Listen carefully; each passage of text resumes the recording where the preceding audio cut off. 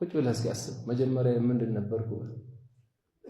ከዛ ከቀበሩኝ በኋላ ሳምንት ወር በኋላ ምን ልሆን ነው? ያኔ ይገባሃል ማንነት። ለዚህ ነው አንድ ንጉስ ኩራታም ነበር አሉ፣ ክብር ያለበት መንገድ እየሄደ ትልቅ የአላህን ሰው አይቶ ታውቀኛለህ ማንኛ አላቸው። እሳቸው አላህ እንጂ አያውቁም፣ ሲው አላህ አያውቁም።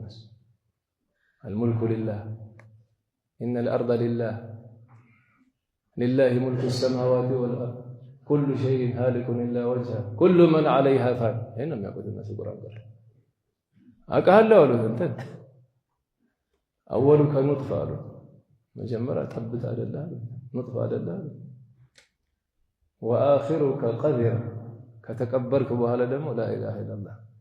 እንደ ሰው ጀናዛ የሚሸት እኮ የለም። ሕክማው ነው አሉ። ሰው ሰውነቱ ባይሸት ኖሮ ሰው ሰውን አይቀብርም ነበር። የምትወደውን እዛው ትተወው ነበር። መሀል ላይ ደግሞ ስንት ነገር ተሸክመሃል አሉት። ፈዞ ቀራሉ። ውሸት ነው ይላል።